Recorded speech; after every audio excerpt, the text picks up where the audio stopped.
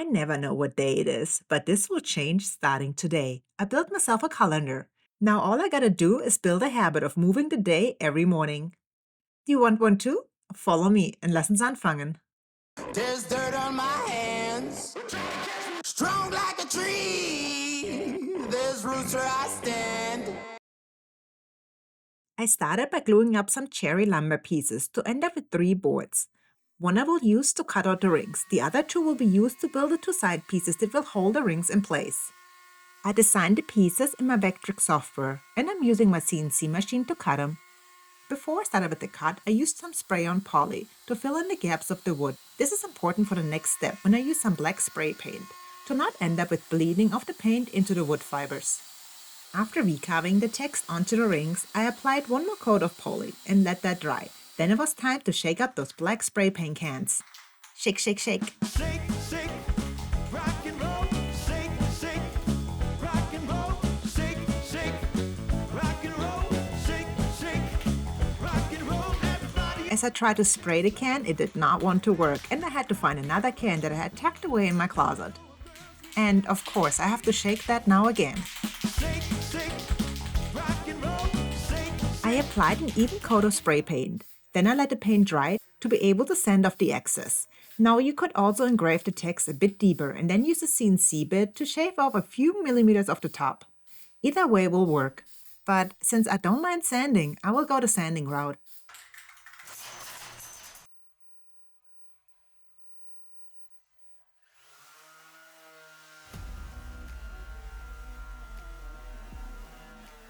Start with a rougher grit sanding paper. I was out of all of my rougher grit sanding discs, so I used a different style of sander that had all grits available.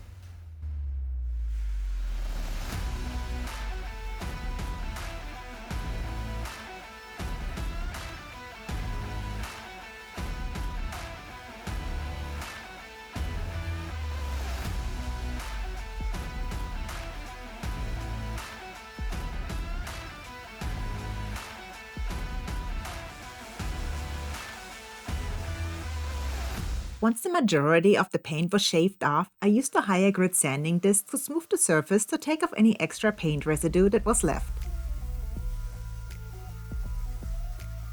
Once I vacuumed off the dust, the text came through nicely. Unfortunately, I did have a light bleed on some of the text, but nothing that would ruin the outcome.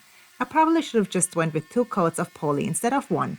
I remember this for next time. Then it was time to cut out the shape of the rings. Now, this is the first time I'm building this project, and after cutting the pieces, I came up with a better solution on how to do the design to come up with less waste in the end. I should have totally changed the dimensions on the spaces left in between the rings and used those gap pieces as other rings and build a second calendar just a different size. So if you like to rebuild this project, take this into consideration.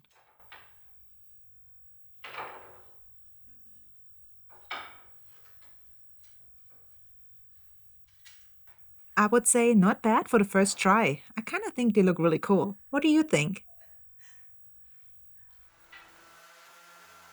Now the rings needed some sanding to get rid of any marks that were left by the CNC and the tabs. While I was sanding, I started the cutting for the pieces that will sandwich the rings in between them.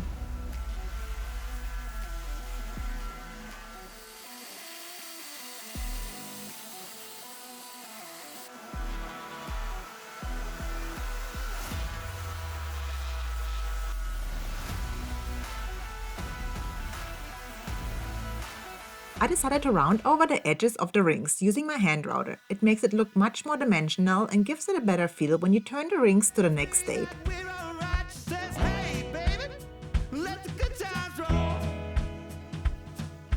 Shake, shake, rock and roll.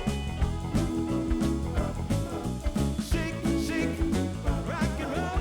I rounded over the edges on each of the rings. Light it up and have some fun. We're dancing to the moon.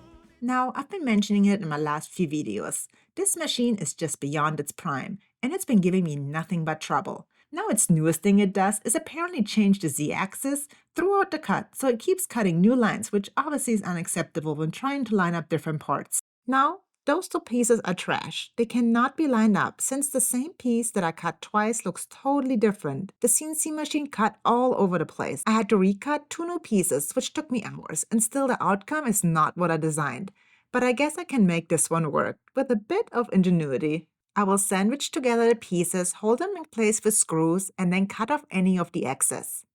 This is not the outcome that you expect when using a CNC. Just hand cutting it would have probably been better. So frustrating.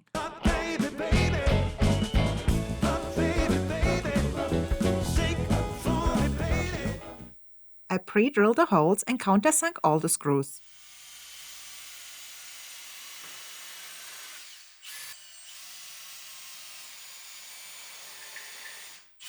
Before I cut off any of the excess material, I made sure the rings fit nicely and rotate without any effort.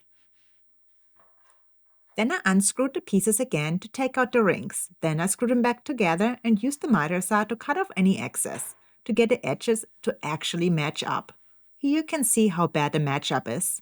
Using a CNC machine, that should have been a perfect fit, especially the design lines up perfectly. I try to not dwell on it and find a solution to fix the issue. The miter saw had left some burn marks, so I used my sander to sand out the burn marks and get a smooth edge.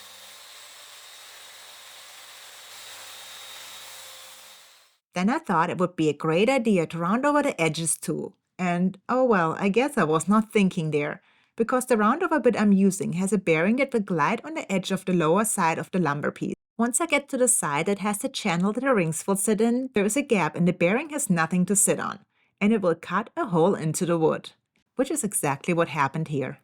Now the only way to fix this is to cut off another centimeter of the wood to hide that hole I just cut. So I did that and sanded it smooth yet again. And then it was time to apply the finish. For the finish, I'm using MeikeMade Liquid Hydration Wood Oil, finished with a layer of Musmagus wood butter, to get a smooth, beautiful finish, and an added protective layer of wax. Seeing the color of the wood come to life, with all of its natural wood grain, is the best about any project, and probably the #1 reason I like to work with natural wood. Applying this finish will give me the best results. Once the finish has somewhat dried, I went ahead and reassembled the piece.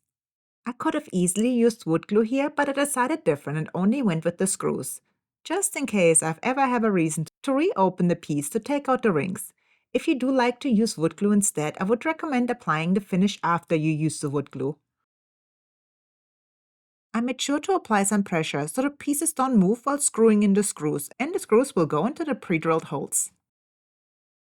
And we are fertig! We are done! What do you think about the project? Do you like it? I really love the calendar, but I'm definitely gonna have to start building this habit now to move it every single day. But it seems like a lot of fun to me. Please like, comment, and subscribe. If you can, please join my Patreon. This helps me create more YouTube videos. Thank you so much for all your support.